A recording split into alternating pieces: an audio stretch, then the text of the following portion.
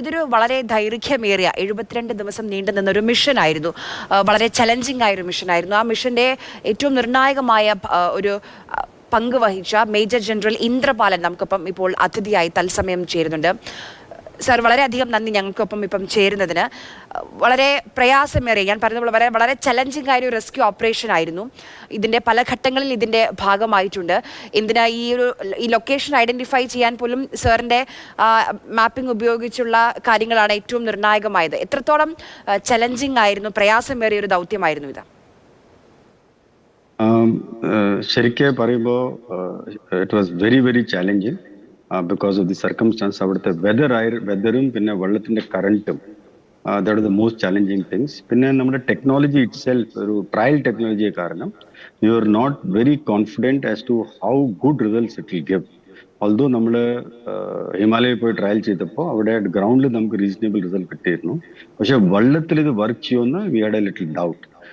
Fortunately, we were able to overcome that. Our technology എങ്ങനെയാണ് നമ്മൾ വെള്ളത്തിൽ ഉപയോഗിക്കേണ്ടത് അതിനെ അവിടെ തന്നെ ഇരുന്ന് നമ്മൾ പഠിച്ചതാണ് by putting through some fundamental science into place and to redo the reading of the signature.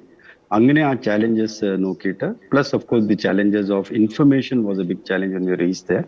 പക്ഷെ ആ information challenge we were able to overcome. കാരണം ഈ ലാൻഡ് സ്ലൈഡ് ആരും അവിടെ കണ്ടിട്ടില്ല അങ്ങനെ നടന്നത്. Some people from some far distance had seen. അപ്പോൾ കൃത്യമായി ഇതിനെ പറ്റി ഇൻഫർമേഷൻ ഉണ്ടായിരുന്നില്ല. Fortunately, the local administration was very supportive. Our information നമുക്ക് നന്നായി തന്നു. ആ ഇൻഫർമേഷൻ എല്ലാം നമ്മൾ കണക്ട് ചെയ്തിട്ട് we connected the dots and created a picture. ആ പിക്ചർ വെച്ചിട്ടാണ് നമ്മൾ തുടങ്ങിയത്. That's how we overcame the challenge. ഈ CP2 എന്നുള്ള പോയിന്റിലേക്ക് എത്തുക എന്നുള്ളതാണ് ഏറ്റവും പ്രയാസം. കാരണം നമ്മൾ പലതവണ പലയിടങ്ങളിലായി മാപ്പ് ചെയ്തൊക്കെ പരിശോധന നടത്തി, പക്ഷെ അതൊക്കെ കണ്ടില്ല. പിന്നെ ഈ CP2 എന്നുള്ള ഒരു ലൊക്കേഷനിലേക്ക് എത്തിയത് എങ്ങനെയായിരുന്നു സർ? ഓക്കെ, നമ്മൾ കഴിഞ്ഞ പ്രാവശ്യം അവിടെ പോയപ്പോൾ we had identified 4 points: CP4, CP3, CP2 and CP1. If you remember, അപ്പോൾ ഞാൻ I had given public statement that CP4ലാണ് ഹയസ്റ്റ് പ്രോബബിലിറ്റി ട്രക്കിന് ആവേണ്ടത്, followed by CP3, then CP2, CP1. അങ്ങനെയായിരുന്നു നമ്മൾ. ഈ പ്രാവശ്യം പോയപ്പോഴും that we had the same stand. But what happen was, നമ്മൾ അവിടെ ഇറങ്ങിയിട്ട് അവിടെ ഡ്രഡ്ജർ കാർ വന്നിട്ടുണ്ട്. അവിടുത്തെ ഉടമസ്ഥാണ് Devendran, very professional person and very responsive and responsible രണ്ടും ഉള്ള ആയിട്ടായിരുന്നു. ഈയുടെ ഗുഡ് ടീം ഓഫ് ഡൈവേഴ്സ്, ഈയുടെ good team of people who know how to operate. അപ്പോൾ അവരുടെ ടീമിനെ ഞാൻ കൊണ്ടുപോയിട്ട് ഈ 4 പോയിന്റ് മാർക്ക് ചെയ്ത് കൊടുത്തു. എക്സാക്ട്ലി വെള്ളത്തിൽ എങ്ങനെയാണ്, അവളുടെ കൂടെ വെള്ളത്തിൽ പോയിട്ട് അതിനെ മാർക്ക് ചെയ്ത് കൊടുത്തു. ബോയ്സ് ഒക്കെ ഇട്ടു.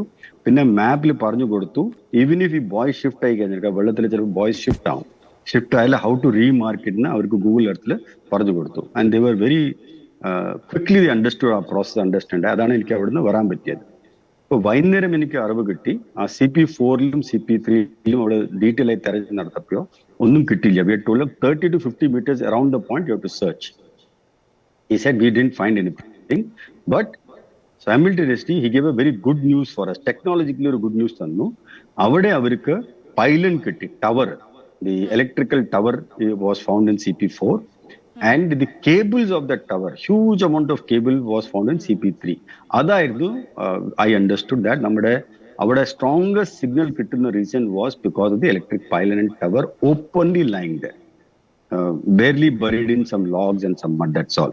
അതിന്റെ സിഗ്നലാണ് നമുക്ക് കിട്ടിയത്. So I realized that truck അവിടെ ആവാൻ ചിലപ്പോൾ ചാൻസ് ഇല്ല, and because the entire area was already searched. Then I suggest next day തുടങ്ങിയിട്ട് please start with CP2 എന്നാണ് അവർക്ക് അഡ്വൈസ് കൊടുത്തത്. Very dutifully they went there, they deployed their item, and next day morning I think they started pretty early, 7:30, 8 o'clock തുടങ്ങി അവർ. By 10:30 the first news നമുക്ക് എത്തി. What was that news? That they had found some small parts of the truck which was similar to the Bharat Benz truck.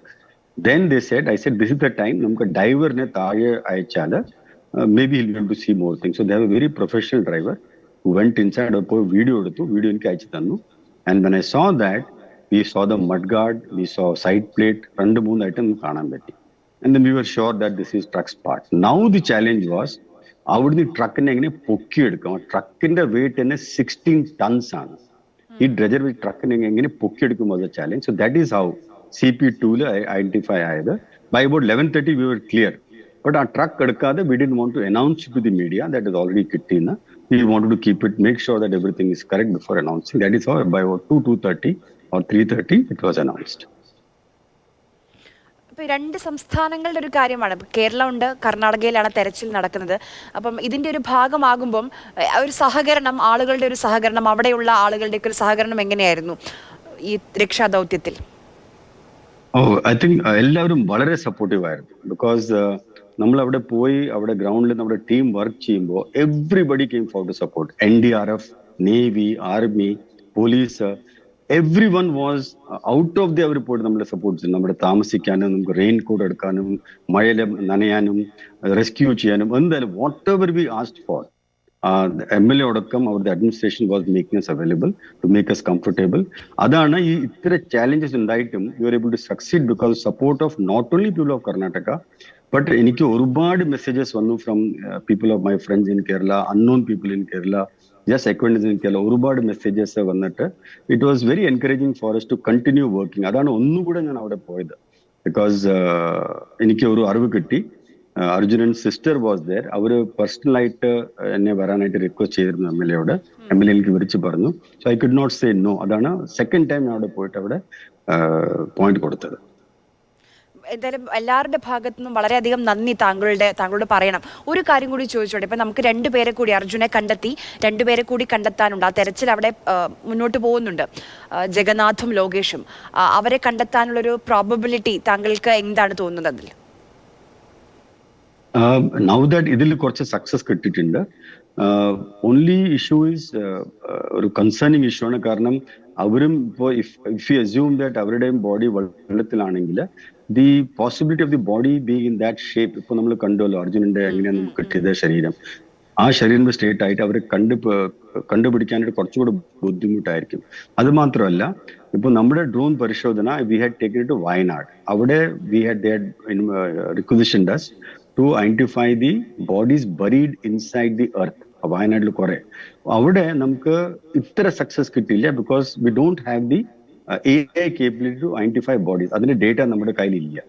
So നമ്മുടെ ഇത് ഉപയോഗിച്ചിട്ട് to purely identify human or any other form of living form, we have still not developed that particular database with us. So ഇതിൽ കുറച്ച് ബുദ്ധിമുട്ടായിരിക്കും.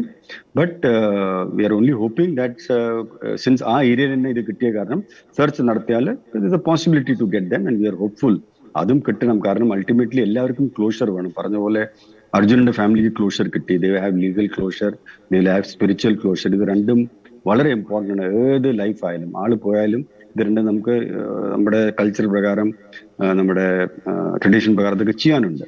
അതേപോലെ അവർക്കും ചെയ്യാനുണ്ടായിരിക്കും. അവരെയും ഇതേപോലെ കണ്ടെത്താൻ കഴിയട്ടെ എന്ന് നമുക്ക് പ്രതീക്ഷിക്കാം. വളരെയധികം നന്ദി സർ ഇത്രയും നേരം സംസാരിച്ചതിന്. അതോടൊപ്പം തന്നെ ഇത്രയും എനിക്കറിയാം കാർഗിൽ അടക്കമുള്ള ദൗത്യങ്ങളുടെ ഭാഗമായിട്ടുണ്ട്, ഇതിലും ദുഷ്കരമായ ദൗത്യങ്ങളുടെ ഭാഗമായിട്ടുണ്ട്. പക്ഷേ ഈ ഒരു ദൗത്യത്തിൽ ഇത്രയധികം സഹായിച്ചതിന്, കൂടെ നിന്നതിന് വളരെയധികം നന്ദി. നമസ്കാരം. നന്ദി.